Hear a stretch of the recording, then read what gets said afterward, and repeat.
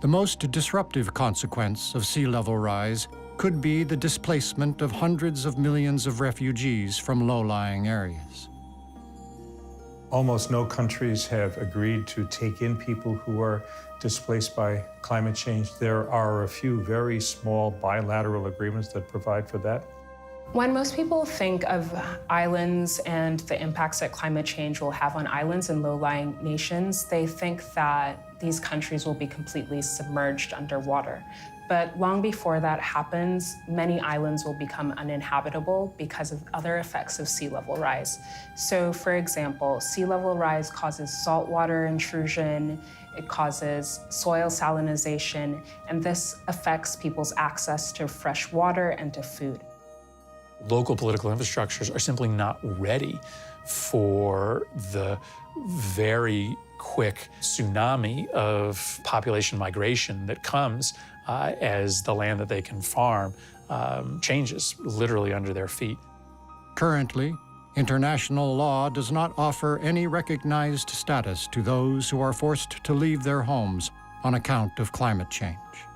Because we succeeded after World War II in defining a refugee in the 1951 Convention. Revising that, opening up the rights of asylum, of refugee status, is going to be a real challenge. The international community has made strides to try to address this problem. Recently, almost 200 countries adopted the Global Compact for Safe, Orderly, and Regular Migration.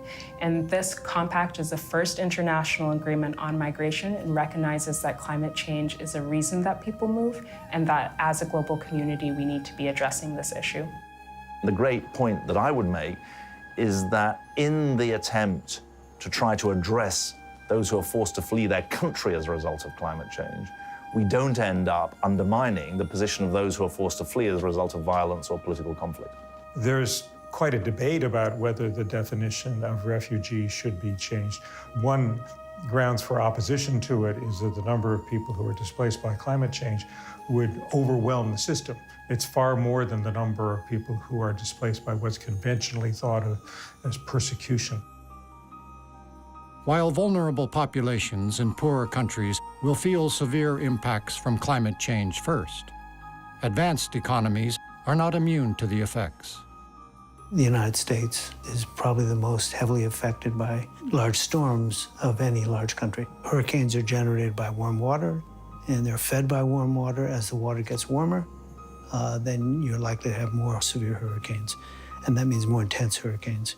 Many advanced economies have coastal communities and cities. New York, for example, is a coastal city. In the US, scientists report that over 300,000 homes valued at collectively over $100 billion are at risk of being completely flooded by 2045. I mean, if you pick the same level of protection that the Dutch have, out of necessity, it's $50 billion for every 250 miles of coastline. Another thing we can do is look at some of the resiliency infrastructure ideas that are being talked about, like deep injection wells, berms, seawalls, things like that. They're trying some of that in Miami Beach right now to deal with the rising sea levels.